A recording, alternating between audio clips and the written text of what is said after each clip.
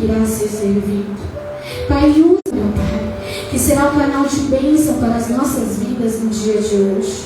Usa, Senhor, o teu filho com unção, poder, autoridade e ousadia. Blinda, Senhor, o teu servo de todo mal, de toda repreensão, de todo dardo do inimigo. Acampa, Senhor, anjos ao redor da tua igreja, Senhor. Cela este ambiente com o teu fogo, meu Pai. Repreendendo, meu Pai, todo espírito de sonolência, distração, desatenção, Senhor Jesus. Pai, fala conosco conforme a tua vontade, conforme o teu querer, querido Espírito Santo. E que a palavra, Senhor, venha penetrar nos nossos corações, Senhor, como flecha, Senhor. E que possamos, Senhor, sair daqui, meu Pai, tomando posse da tua palavra, querido Espírito Santo. Pai, muito obrigada, Senhor, pela oportunidade de estar mais um dia, Senhor, sendo alimentado na tua casa no dia de hoje. Pai, usa, Senhor, o teu servo, é o que eu te peço. E desde já eu te agradeço em nome do Pai, do Filho e do Espírito Santo de Deus. Amém.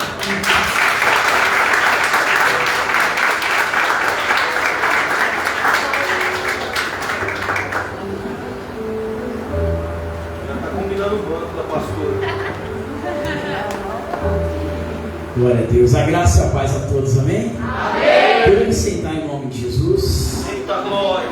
Glória a Deus.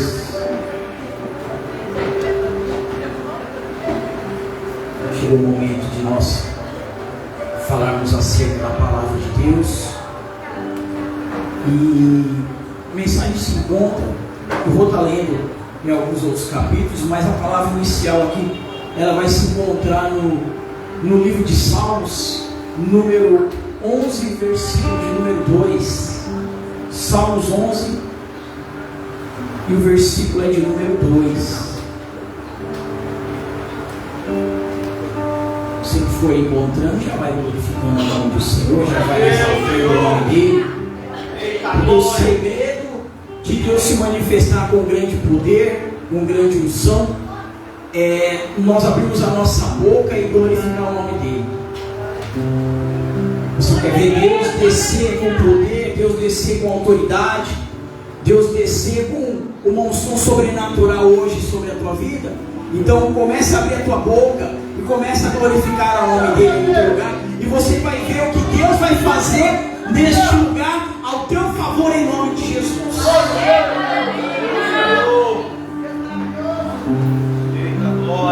Salmo 11, verso de número 2 diz assim: porque eis que os ímpios armam o arco, põem as flechas na corda, para com elas atirarem as ocultas aos retos de coração.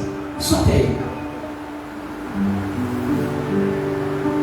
Estava eu essa madrugada orando a Deus, falando com o Senhor, e como de costume eu falei: Senhor, eu quero uma palavra, precisamos de uma palavra que venha movimentar algo no mundo espiritual a favor de nossas vidas.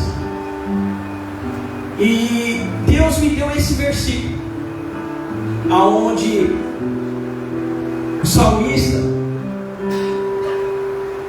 ele diz algo muito importante, mas talvez você já leu muitas das vezes esse salmo, mas talvez esse versículo tenha passado por despercebido na tua vida. Mas olha, vamos prestar atenção no que realmente está querendo dizer esse salmo em questões espirituais sobre a tua vida. Porque eis que os ímpios armam o arco, põem as flechas na corda, para com elas atirarem as ocultas aos retos de coração.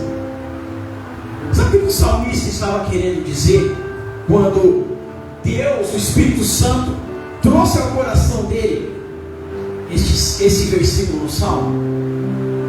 O salmista estava querendo dizer o seguinte: existem pessoas ímpias. Quando a Bíblia diz o ímpio, ele está dizendo aquele que não tem temor a Deus, aquele que não lê Bíblia, aquele que não ora a Deus, aquele que excluiu Deus da sua vida, aquele que de maneira alguma ele considera as leis que estão nos 5 primeiros livros. que de maneira alguma ele consegue reconhecer Jesus Cristo como o Salvador da humanidade. Esse é o ímpio. Talvez entrou hoje alguém aqui que ainda está com o teu coração fora da presença de Deus. E talvez Deus também quer falar contigo. Não porque você ainda não reconhece Ele como o eterno e o Filho dele como o Salvador da humanidade. Mas Deus a todo momento Ele quer nos revelar quem Ele é. Ele quer nos trazer a consciência de quem Ele é. Como surgiu a criação? O porquê de tudo isso? Feito pelas suas próprias mãos. Uma essência genuína e santa, vinda até a terra, colocada, criada por Deus. E que muitas das vezes nós, por falta de ensinamento, falta de entendimento, falta até mesmo de uma doutrina dentro do nosso lar, nós aprendemos que não devemos se preocupar com as coisas espirituais do dia a dia. Nós precisamos de nos preocupar em trabalhar, em ganhar dinheiro, em construir, em cuidar de família. Isso tudo, irmãos, é importante. Mas antes mesmo de nós nos preocuparmos com as questões físicas, o espiritual já existia. O espiritual, ele existe para tudo sempre, sempre existiu. E o físico, nós temos dentro do livro de Gênesis o momento da criação, o momento que Deus decidiu fazer algo físico no meio do espiritual. E é onde fomos criados, é onde tudo começou a existir, aquilo que se torna apalpável.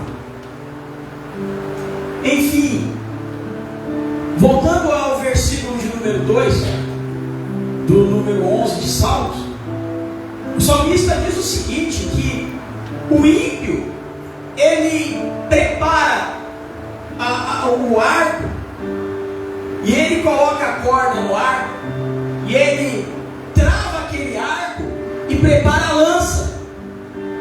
E quando ele faz isso, ele faz a intenção de prejudicar o justo. E quando ele decide fazer isso, a tentar prejudicar aquele pelo qual está buscando fazer as coisas certas, está tentando melhorar a cada dia, está tentando ser um ser humano mais aceitável pelo Deus da eternidade, o ímpio, no oculto, ele está tentando prejudicar alguém.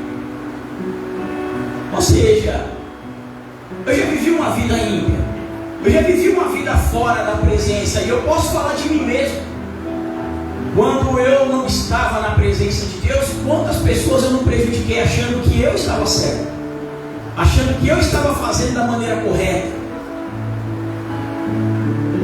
E tenta olhar lá atrás, quando você não estava na presença de Deus, quando você não analisava as Escrituras e via o que realmente era bom para você praticar. E começa a analisar tudo que você começou a fazer antes de Deus entrar na tua vida. Suas atitudes, seu comportamento, muitas das vezes estava prejudicando alguém, sim ou não? E bem assim, quando você vem para a casa de Deus, quando você começa a mudar a tua postura, assim também acontece com as pessoas que estão lá fora. Ela começa a te observar, e você às vezes começa a trabalhar os planos dela, somente porque você agora decidiu se posicionar em Deus. Sabe por quê, irmãos? Porque agora você não vai mais caminhar com aquela pessoa, você não vai mais aplaudir os erros dela, você não vai mais começar a fazer na empolgação que ela está fazendo. Agora tudo que essa pessoa começar a fazer, você vai criticar e você vai colocar em oração. Você vai começar a ensinar essa pessoa a agir de maneira correta, e ela vai ficar frustrada. Sabe por quê? Porque agora ela não encontra mais aquela pessoa pessoa que ela pode se apoiar em seus erros e falar assim, ó, eu fiz isso com fulano. O que você fez, você tem que fazer mais isso. Nós temos que colocar o cara no chão, pisar no pescoço, matar ele se possível. Agora não, eu vou contar minhas vantagens dos meus erros, dos meus pecados para o meu irmão, e agora ele está na presença de Deus, e agora ele vai começar a me repreender, e isso vai começar a me frustrar, porque eu não vou começar mais a ver ele como meu amigo, como aquele que começava a aplaudir os meus erros, porque agora tudo de errado que eu começo a praticar, ele vem me repreender. E tudo que de errado que você começava a fazer, hoje já não te pertence mais. E quando você vê aquele teu amigo, aquele teu parente, aquele teu vizinho na mesma situação, fazendo coisas erradas, prejudicando pessoas, você vai lá corrigir ele com todo amor, com todo carinho, com toda paciência, com todo cuidado. Algo que você nunca fez, você começa a fazer. Você vai lá e abraça o teu vizinho, o teu parente que está fazendo errado, e com todo amor você corrige ele. E ele começa a se sentir ameaçado pelo Deus que está te doutrinando em amor. E aonde essa pessoa, que é o ímpio, que a Bíblia diz, ele começa a preparar o arco, a preparar a corda no arco, a afiar sua lança, a envenenar a ponta da sua lança, só para atacar o justo, só para tentar te atingir, só para tentar te parar na caminhada, só para tentar fazer você voltar atrás. Enquanto você está aqui buscando santificação, enquanto você está aqui buscando comunhão com Deus, enquanto você está aqui buscando alcançar o favor de Deus, clamando ao Senhor para que Ele venha perdoar os seus pecados de lá de trás, tem coisas erradas acontecendo lá fora. Tem pessoas lá fora preparando o arco, preparando a lança. Enquanto você está aqui no posicionamento com Deus, falando, Senhor, eu tenho que parar de fazer coisas erradas, eu tenho que parar de prejudicar o meu irmão, eu não quero mais viver essa vida de prostituição, de bebedeira, de drogadição, de mentira, de contenda, de fofoca, seja lá qual é o teu problema a ser tratado. As coisas estão acontecendo de forma errada lá fora. As pessoas que você andava, que você caminhava, continua com o mesmo intelecto contaminado, continua com a mesma mente prostituta, continua com o mesmo coração rancoroso, continua fazendo os planos para ir para a balada, para ir usar droga, para ir para a bebedeira. E quer saber de uma coisa? Quando terminar o culto, você vai olhar no teu celular, vai ter a mensagem dele te convidando, dela te convidando para ir lá para a balada, para ir na caminhada errada. Só que hoje você está aqui sentado, pedindo a Deus uma oportunidade de alcançar misericórdia, de alcançar o favor de Deus, o amor do Eterno. E independente de como está a nossa vida espiritual, eles estão lá fazendo coisas talvez para tentar te atingir. E muitas pessoas têm um dizer dentro das igrejas que, quando eu começo a analisar a Bíblia, começo a observar a palavra de Deus, eu percebo que esse dizer ele não faz muito sentido no mundo espiritual. Porque tem muitas pessoas dentro da igreja dizendo: macumba não pega em crente, macumba ela não atinge a casa do crente, a macumba ela não entra na casa daquele que vai para a igreja.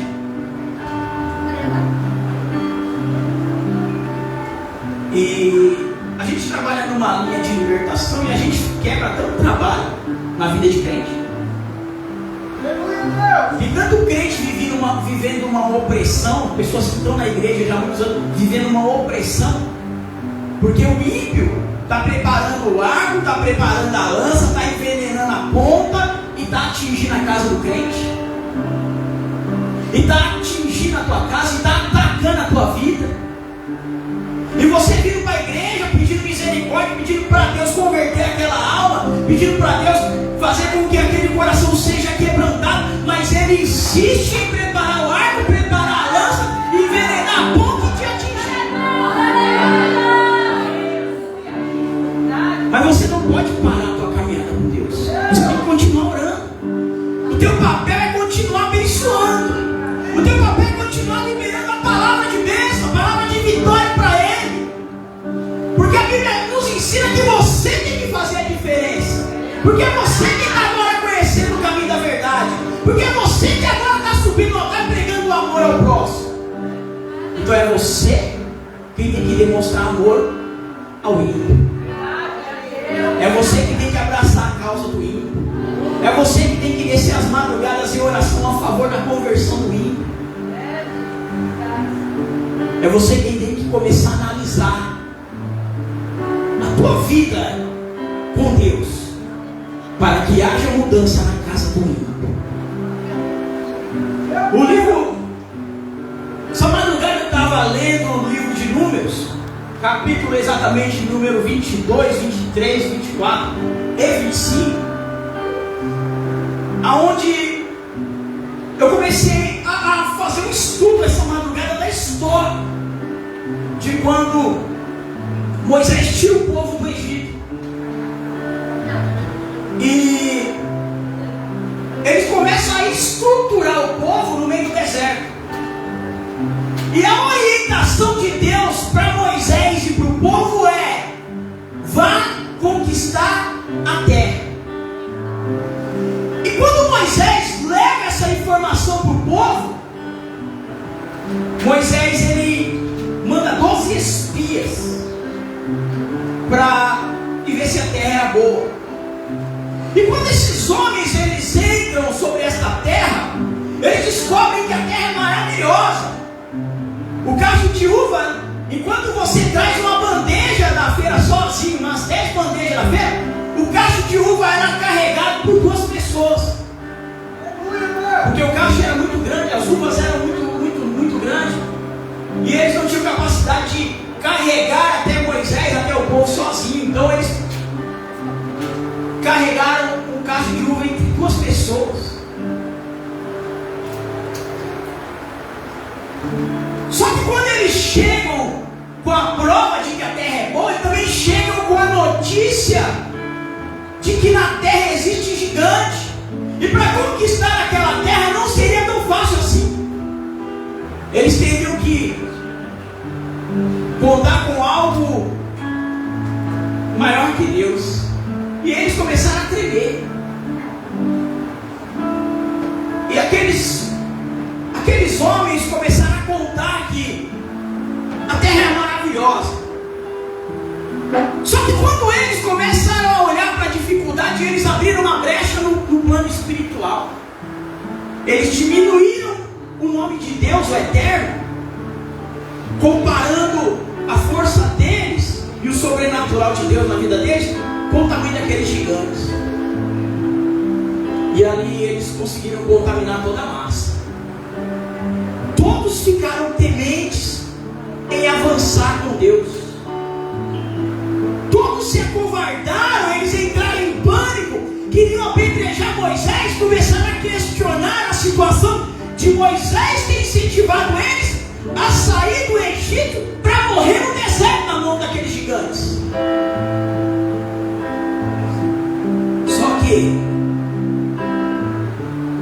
diante de toda essa contaminação na mente, a ponto de roubar a fé daquelas pessoas,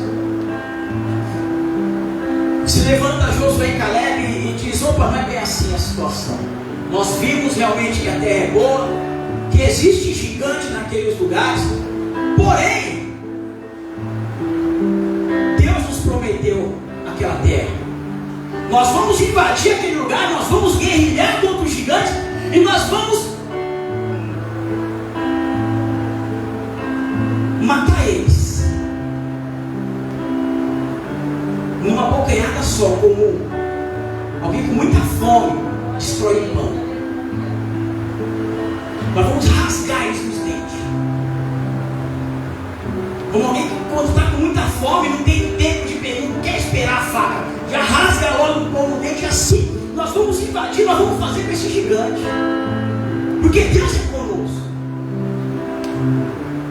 E alguns entraram naquela fé, alguns absorveram a palavra de Josué e Caleb, mas a maioria ficaram meio acanhados diante das informações.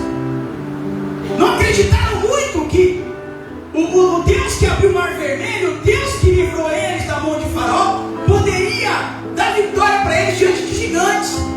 Porque uma coisa era Deus combater a Faraó, outra coisa era Deus mover o sobrenatural e vencer aqueles gigantes. Porém, Deus lá na frente daria vitória, a conquista daquela terra para aquele povo. Mas olha a legalidade do medo entrando sobre toda uma nação. O medo invadiu o coração, o pânico começou a invadir o coração. As pessoas começaram a ficar ansiosas em meio ao deserto, a ponto de se acovardarem e quererem morrer no meio do deserto e não encarar o gigante com Deus. Situações vão acontecendo na minha vida e na tua vida, a ponto de tentar nos paralisar, a ponto de tentar fazer com que a gente não tenha força para caminhar e vencer em Deus. Porque chega um certo momento que, por mais que você está na presença de Deus, está indo nos cultos, está lendo a Bíblia, está orando, se você não vigiar, o medo abre uma legalidade na tua vida, onde você fica paralisado, estacionado no mesmo lugar, e você não consegue mais vencer e nem alcançar as promessas de Deus na tua casa. E aquele povo que ia conquistar aquela terra em 40 dias, eles ficaram pelejando no deserto por 40 anos. Deus teve que trocar uma geração de covardes, de medrosos, de incrédulos, porque não conseguiam mais crer que Deus, o Deus que derrotou o Faraó, é o mesmo que fez a promessa que ia derrotar o gigante.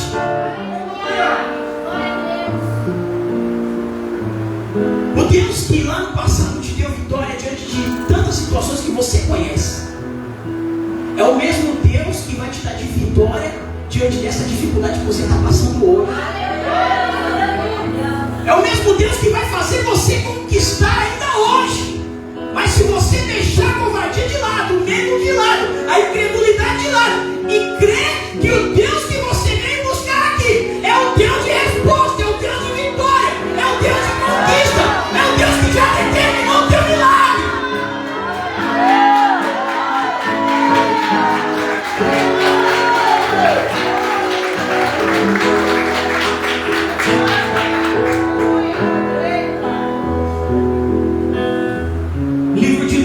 Capítulo de número 22,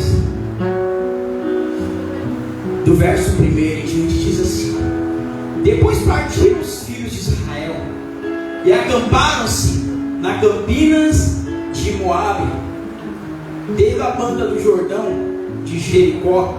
Viu, pois, Balaque, filho de Zippor, tudo o que Israel fizera aos amorreus. E Moabe temeu muito diante deste povo, porque era muito, e Moabe andava angustiado por causa dos filhos de Israel. Quando chega a notícia a Balaque de que Israel está no deserto conquistando, que Israel está em guerra no meio do deserto e estão conquistando, o livro de Números diz que Balaque, o Moabita, andava angustiado, andava trêmulo. A conquista de Israel estava tirando o sono do rei dos Moabitas. Israel avançando com Moisés e conquistando,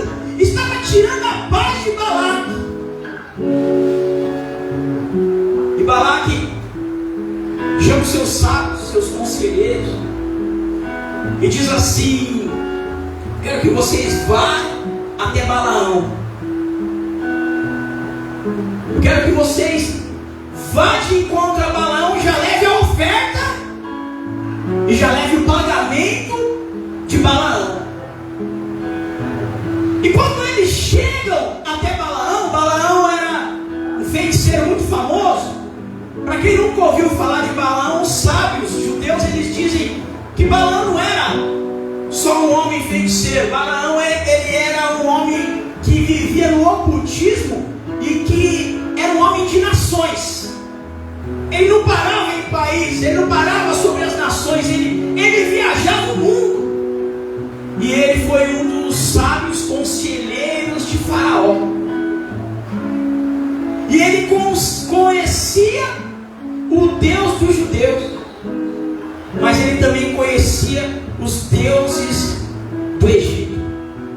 E quando agora ele está no meio do deserto, ele está ali desenvolvendo o ocultismo, ele está ali desenvolvendo a bruxaria, a feitiçaria. Ele está movimentando o plano espiritual, e ele é um homem muito conhecedor. Ele é aquele homem que conhece todas as técnicas, todas as preparações. Quando alguém entrava numa guerra para prejudicar alguém, Balaão não falhava nos seus negócios.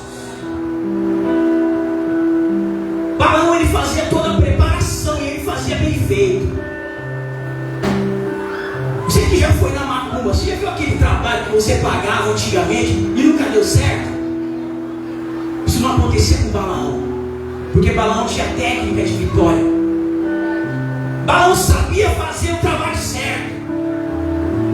Balaão sabia fazer o negócio funcionar na vida do crente, para dar errado. Balaão era pedra de tropeço na vida de qualquer um, porque ele era feiticeiro por excelência na mão de Satanás. E quando Balaque ele começa a ter essas crises de ansiedade, crises de medo, de pavor, porque ele vê Israel avançando, ele não escolhe um outro bruxo a não ser Balaão para estar caminhando ao lado dele. O maior bruxo que estava no meio do deserto. Para você que não sabe, os sábios judeus dizem que não só Balaão foi conselheiro de Faraó, mas Jó também foi conselheiro de Faraó. E eles, por opção, decidiram fugir do Egito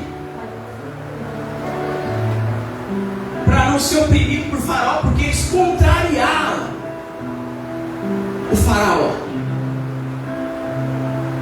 Segundo os livros históricos, Balaão ele trouxe uma proposta a Faraó para que o Faraó viesse destruir os judeus, porque os judeus um dia iria ser uma grande nação, porque o Deus dos judeus não era um Deus de brincadeira.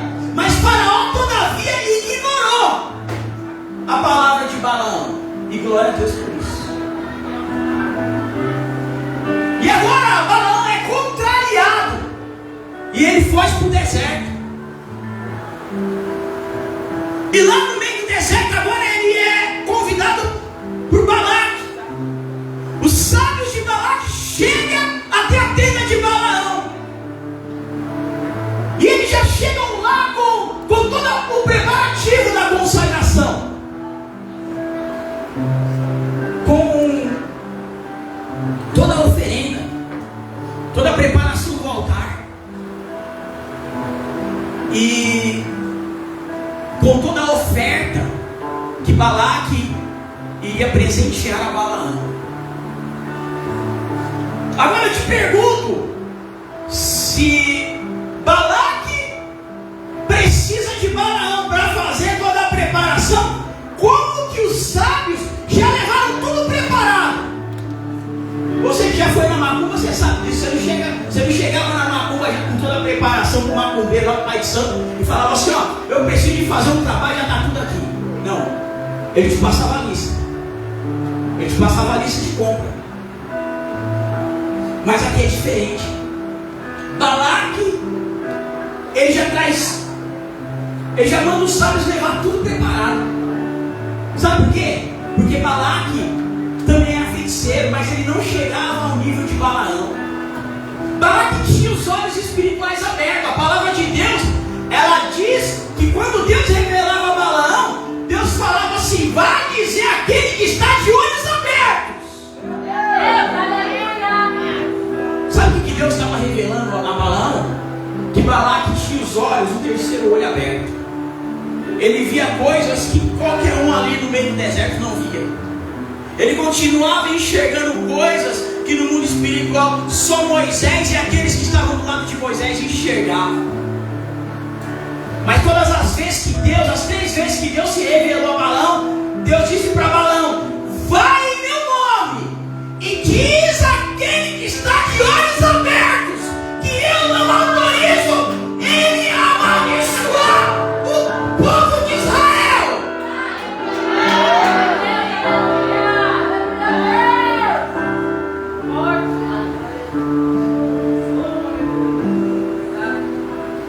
E quando os sábios chegam diante de Balaão, o sábio já chega com algo tentador, chega com muito ouro, muita prata, muito dinheiro, muita moeda.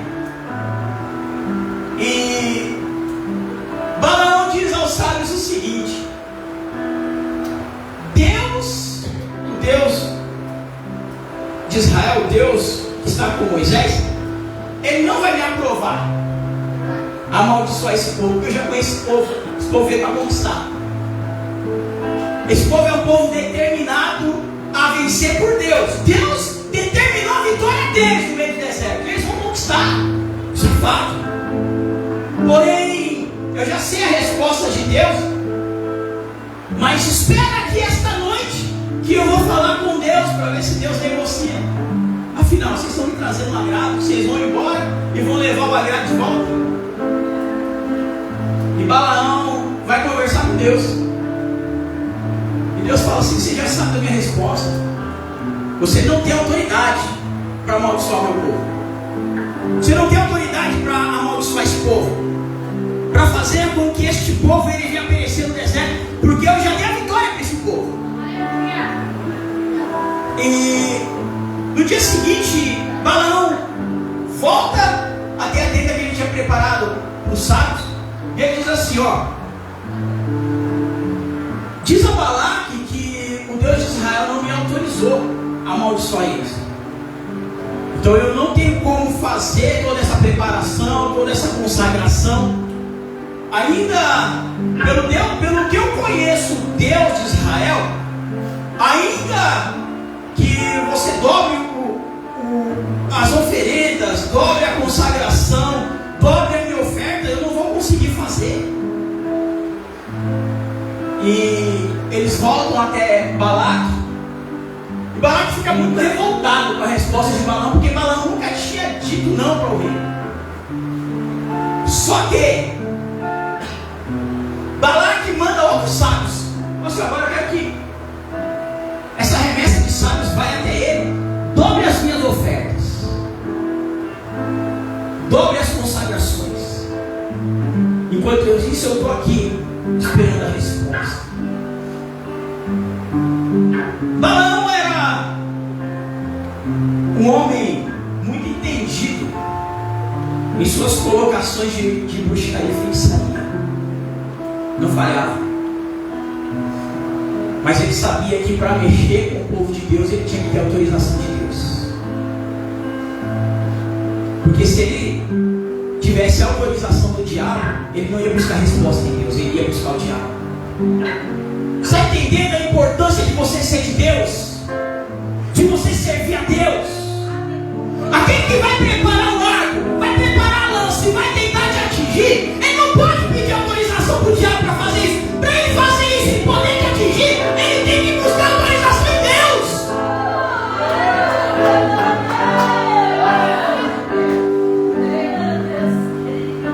Só que quando o sábio chega com a oferta dobrada, o camarada fala assim: espera mais uma noite aqui que eu vou orar de novo.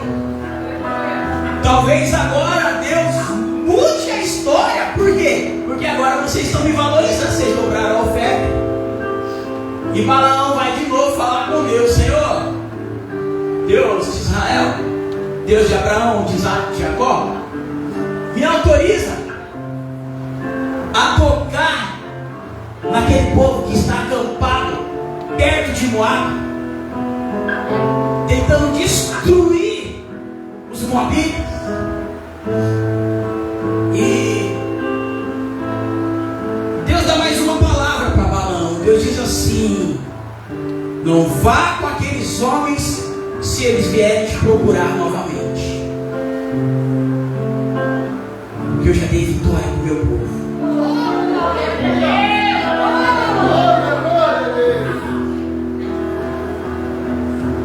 Balaão desce mais uma vez, olha para aqueles sábios e diz assim: ainda que Balaque me desse a tua casa, todo o seu ouro, toda a sua prata, toda a sua riqueza, eu não tenho autoridade de Deus para fazer isso. Quando eles chegam com a resposta a Balaque, Balaque vai pessoalmente até Balaão. Balaque diz a Balaão o seguinte: olha, eu tenho a visão aberta, eu consigo ver as coisas, eu sei da história deste povo, porque aquele que eu sirvo já me revelou. E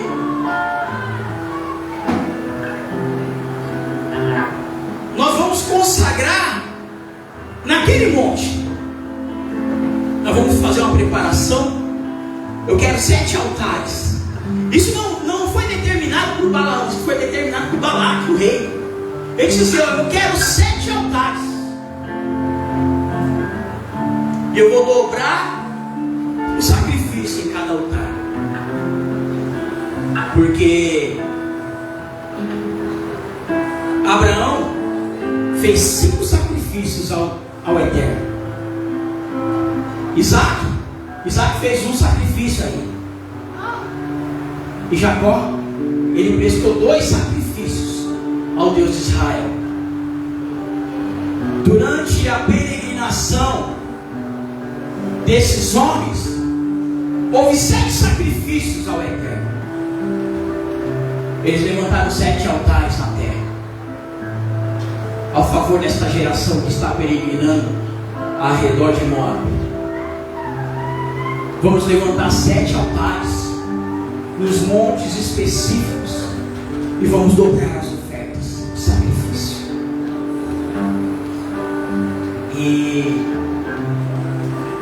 Só que quando há os 7 altares com o dobro de oferta, ele está dizendo: nós vamos consagrar ao Deus de Israel.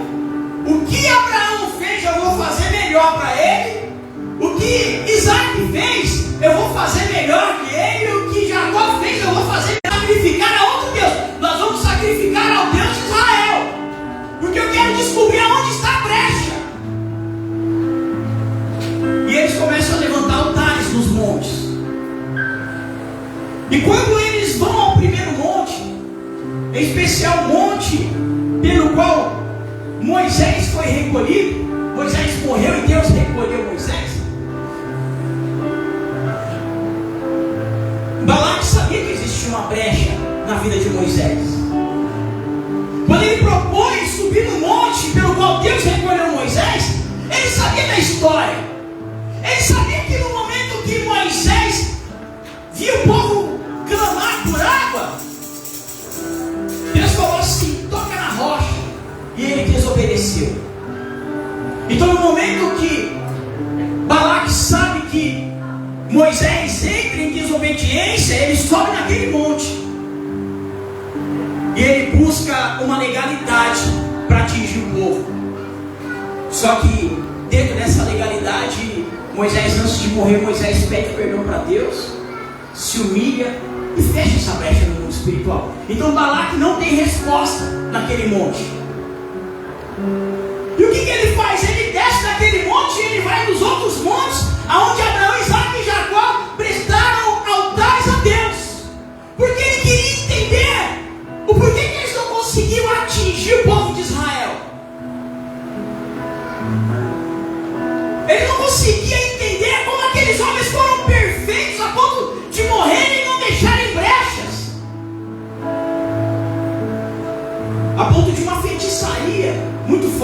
precisa não conseguirem atingir aquele povo.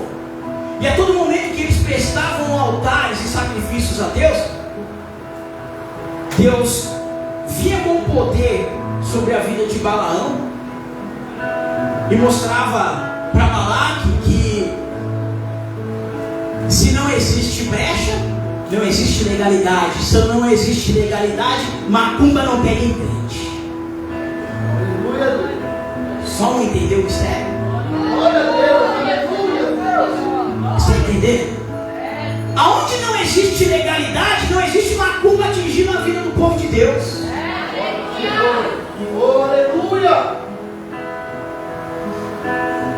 E toda aquela situação deixa Balaão frustrado. E Balaão mais ainda. Por quê? Porque Balaão ele está interessado na oferta do rei. Ele vai buscar resposta em Deus, mas ele não queria uma orientação de Deus, ele queria um conforto. Senhor, tem muito dinheiro envolvido, tem muito ouro, muita prata envolvida. Permita eu apenas amaldiçoar aquele povo, ainda que seja uma maldiçãozinha de nada, porque aí Balaque vai me abençoar. Você acha mesmo que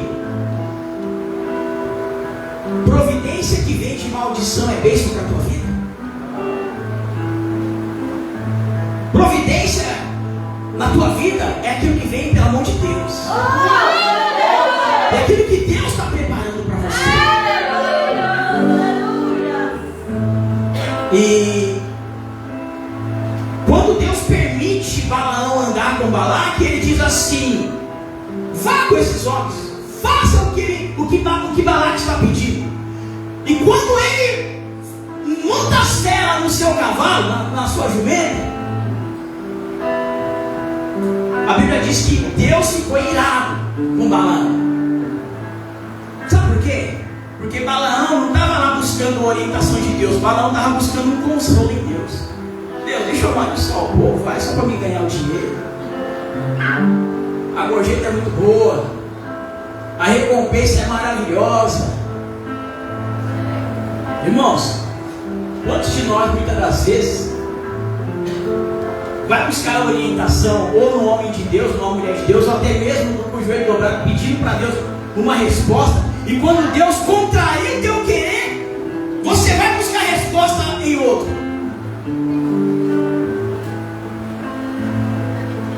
Sabe por quê? Porque nós estamos a todo momento querendo um ignorante nos aconselhando, e não aquele que nos dá resposta à luz da palavra.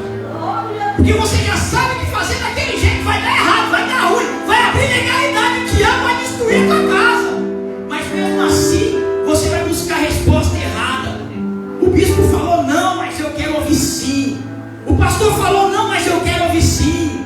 O meu esposo falou não, mas eu quero ouvir sim. A minha mãe e meu pai falou não, mas eu quero ouvir sim. Você não está buscando um conselho. Você está querendo se fortalecer naquilo que o teu coração está desejando. Você não quer uma direção. Você já decidiu o que fazer. Você já decidiu o rumo que tomar. Você só quer alguém para se fortalecer. Falar, mas o Thaís falou para mim que eu estou na direção certa. A Renata falou para mim que o caminho é esse mesmo. O Wilton falou para mim que não tem como dar errado. Então assim, eu vou. Você sabe que você está na direção errada,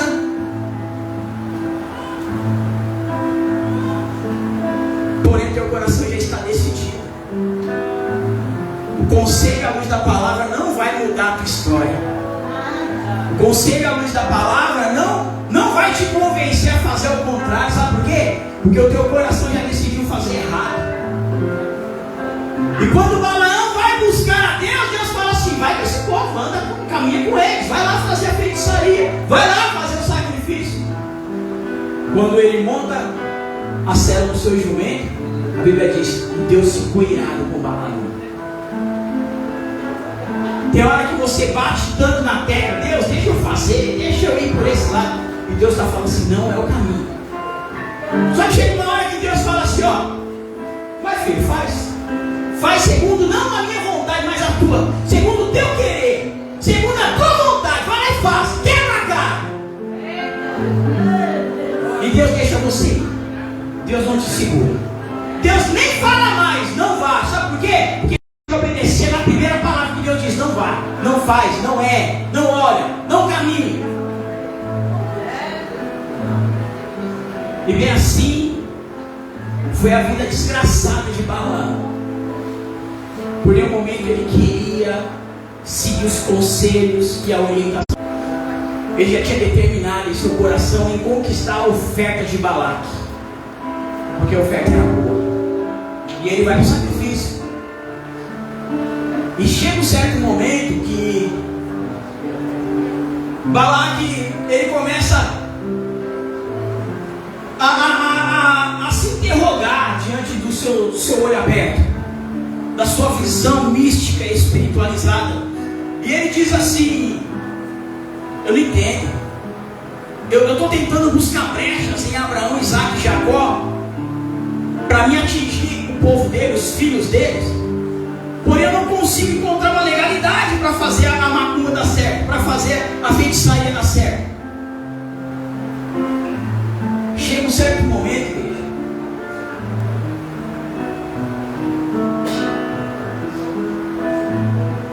que o Espírito Santo toma Balaão pela última vez na consagração do último monte. E quando Deus toma, o Espírito Santo toma Balaão na frente de Balaque, ele ressalta uma palavra, vamos dizer, uma mitzvah. O que é uma mitzvah? É como se fosse uma reza já preparada, uma oração preparada para certas situações. Um exemplo: a irmã Lia falou assim: ó, quando você vai viajar, irmã Lia? Janeiro. Então ela já sabe que ela vai viajar e ela está em oração para tudo dar certo. Mas no dia da viagem ela prepara uma oração específica para dar certo. Os judeus chamariam isso de mitzvah. É isso, né, irmã Regina? A oração específica. E aí, quando ela volta de viagem, ela faz uma oração específica para Deus guardar ela na volta. Isso se chama mitzvah, né? A oração específica para certas situações, para Deus guardar no ir e no voltar, para Deus proteger, para Deus não permitir que o inimigo venha interferir nas suas negociações, nas suas viagens, nos seus negócios, no seu descanso. É oração específica. E o Espírito Santo de Deus toma Balaão, até mesmo esta oração que ele é tomado, é feito até hoje esta oração. E no capítulo Números, capítulo 24, do verso 1 em diante, ele faz esta oração. Só que olha que interessante, olha o que acontece. No versículo de número 5, o Espírito Santo traz uma revelação no meio dessa palavra em oração ao povo, abençoando o povo de Israel. E no versículo 5 está escrito assim: que boas são as tuas tendas, ó Jacó, que boas são as tuas moradas, ó Israel. Ali foi o estado de Balaque. Balaão falou assim: eu estou procurando brecha no lugar errado. Eu estou procurando brecha do lado de fora da tenda. A brecha está dentro da tenda. Você vê como é o mundo espiritual, igreja. Para você entender como funcionam as coisas espirituais. Enquanto você está achando que está tudo bem na tua vida, e você não coloca a tua casa em ordem, e você não fecha as brechas para o diabo, para o inimigo tentar atingir a tua vida, a tua casa. Você acredita que está tudo bem, que você é inatingível, inabalável, só porque você está na igreja. Mas o diabo mostra para o servo dele onde está a brecha. Balaão e Balaque a todo momento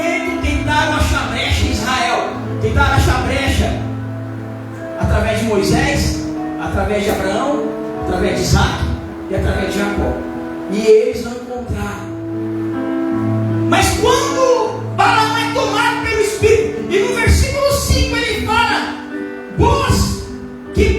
que boas são as tuas tendas, ó Jacó, que boas são as tuas moradas, ó Israel. Naquele momento que fala sobre a beleza das tendas de Jacó e de Israel, Balaque, com a visão aberta, ele falou: para ter uma brecha dentro da tenda.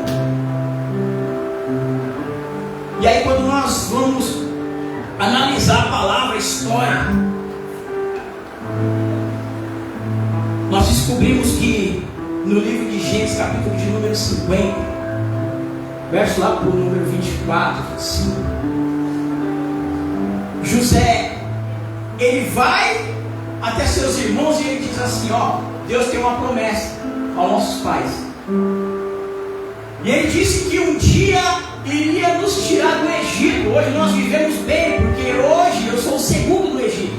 Mas vai chegar um momento que tudo isso que está acontecendo aqui não vai existir mais. Vocês serão escravos sobre esta terra. E vai chegar um momento que o Deus dos nossos pais vai tirar os filhos deles daqui. E eu quero que vocês liberem uma palavra em forma de aliança. Que no momento que vocês forem peregrinar no deserto para alcançar a terra que Deus prometeu a Abraão, vocês levem os meus ossos contigo. Vocês cumprindo esta aliança, Deus irá proteger vocês de todo mal que vier de fora contra Israel. E quando José libera esta palavra, os seus irmãos fazem essa promessa, falam: não, quando nós formos sair dessa terra para peregrinar e conquistar, nós vamos levar os teus ossos. E Abraão, Isaac e Jacó não deixaram legalidades para que o mal viesse penetrar, muito menos Moisés. E o diabo usou Balaão e Balaque para tentar encontrar brechas, para fazer com que a promessa não viesse se cumprir. Só que quando Balaque ele começa a analisar a situação, ele fala assim: a brecha está aí. Esses homens tinham que levar o corpo de José e eles tinham que enterrar o corpo, sepultar o corpo de José. E José, no mundo espiritual, foi aquele que fechou a legalidade na área sexual daquele povo. Porque no momento que a mulher tenta atacar a José, José rejeita se deitar com aquela mulher. E quando José ele faz essa aliança, ele diz: eu não abri a legalidade em me prostituir com aquela mulher.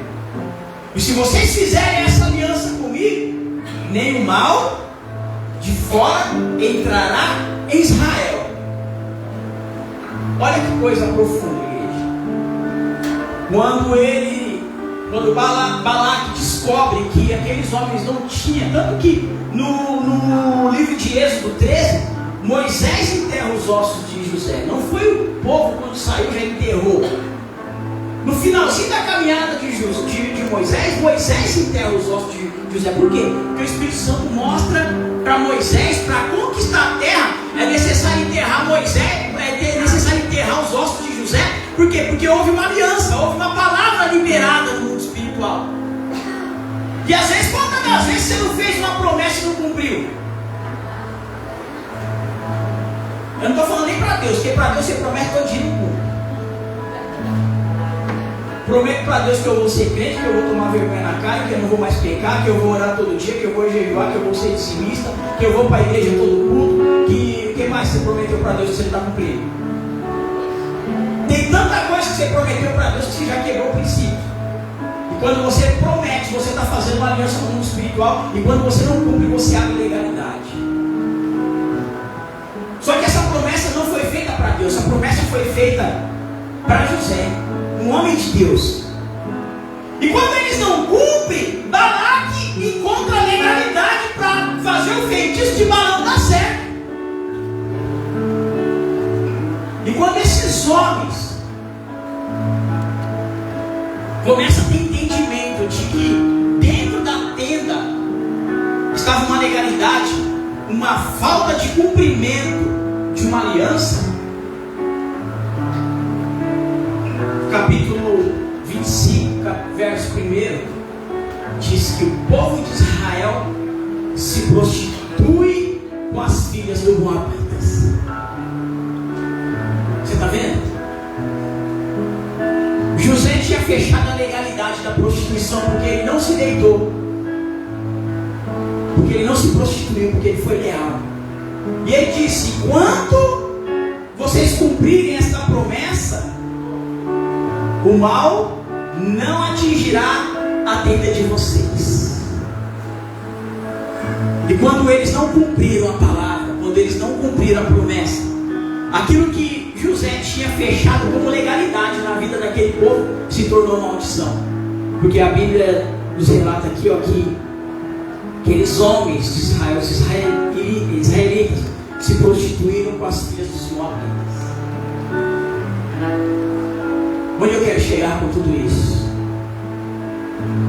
Não estou te chamando aqui de prostituto ou prostituta. Eu quero fazer com que você entenda que quando você faz uma aliança, quando você libera uma palavra, quando você faz uma promessa, não tarda em cumpri-la. Seja um homem de Deus, seja uma mulher de Deus, é sim, sim, não, não. Sabe por quê? Mateus 23, 19, a palavra de Deus diz que é o altar quem santifica a oferta, o sacrifício. Balaão e Balaque não tinham entendido isso. Ele achou que vamos dobrar a oferta no altar. E eles dobraram a oferta no altar e não conseguiram entrar para destruir Israel. Só que Jesus nos ensina que não é a oferta não é maior que o altar é maior que a oferta, porque é o altar que santifica a oferta. O que você tem que entender? Que não adianta você se sacrificar, eu vou me sacrificar. Você tem que entender que aquilo que você coloca no altar, a tua oração, a tua oferta, a tua palavra, o teu comprometimento tem que ser honrado. É maior que o teu compromisso. O altar é maior que a tua palavra. Enquanto a igreja não entender isso, vai ser doente, vai ser uma igreja melancólica, vai ser uma igreja destruída. Mas no dia que a igreja entender que o altar é maior que qualquer coisa que você colocar diante dele, Deus vai mudar a tua história.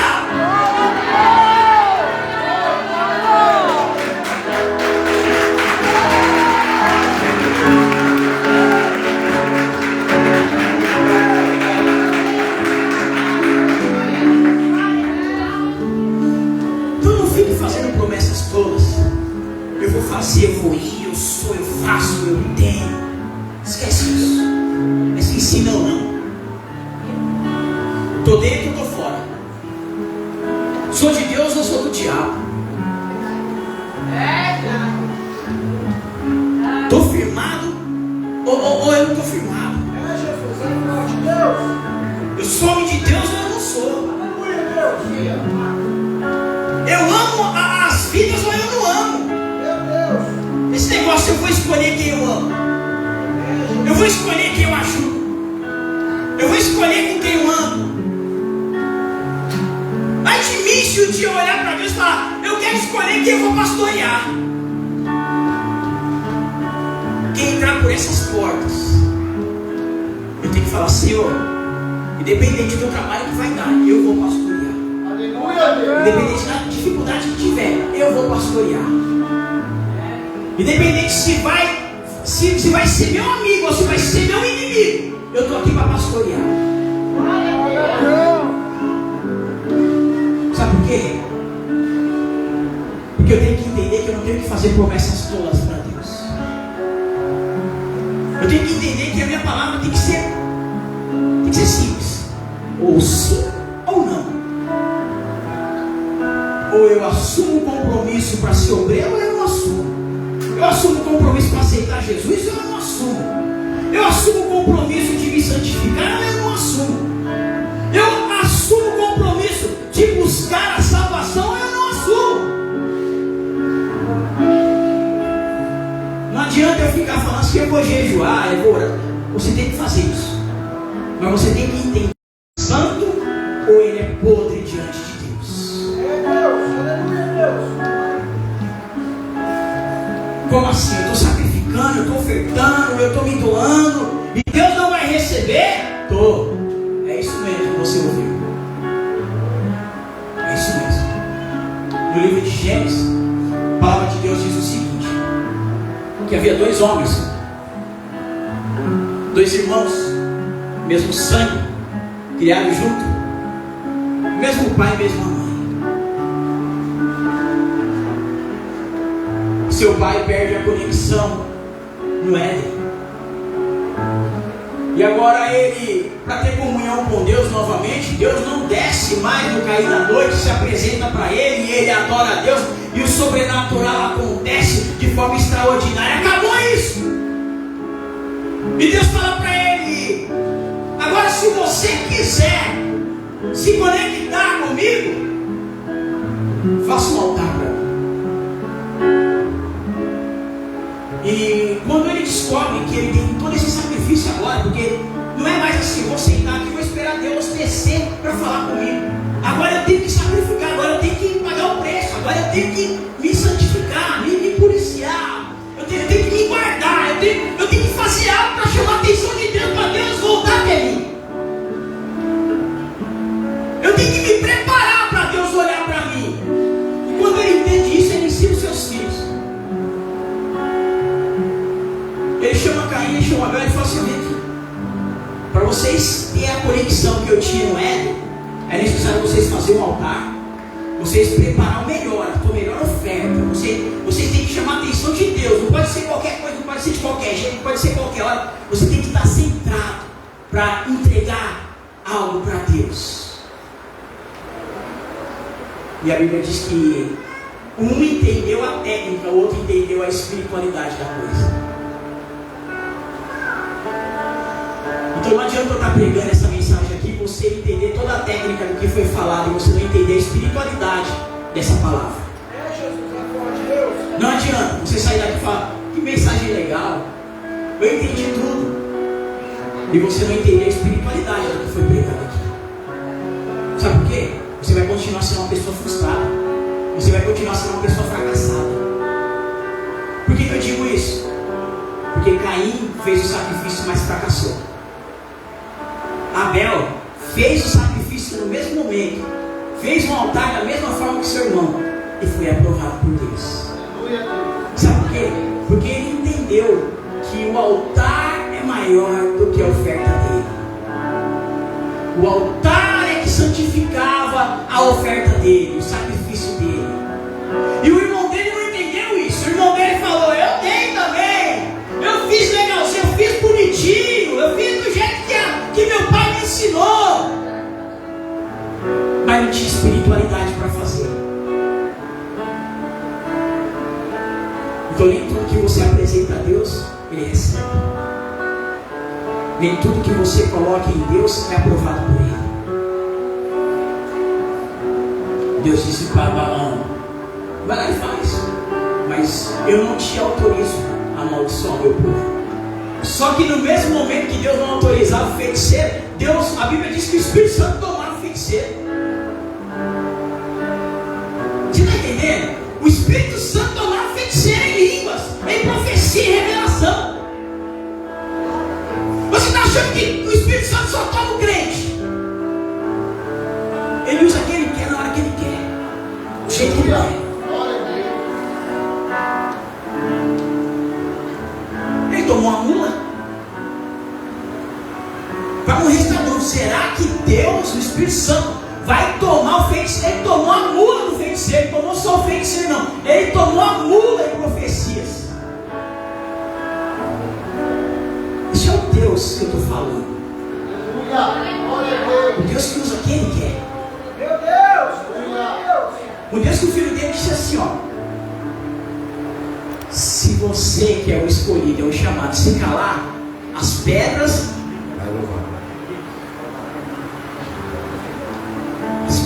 vão clamar, vão pregar, vão louvar, vão ministrar. Você não sabe o que é isso? Duvido Deus fazer a pedra. Deus fez a jumenta falar. Deus não vai fazer uma pedra. Deus tomou um feiticeiro cheio de demônio, cheio de cão no corpo. Não vai tomar uma pedra. Tome posse dessa palavra.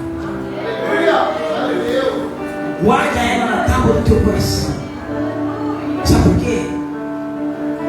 Porque Deus quer mudar a tua história. Deus quer mudar teu cativeiro. Mas para isso você tem que entender que a palavra do crente é sim, sim, não, não.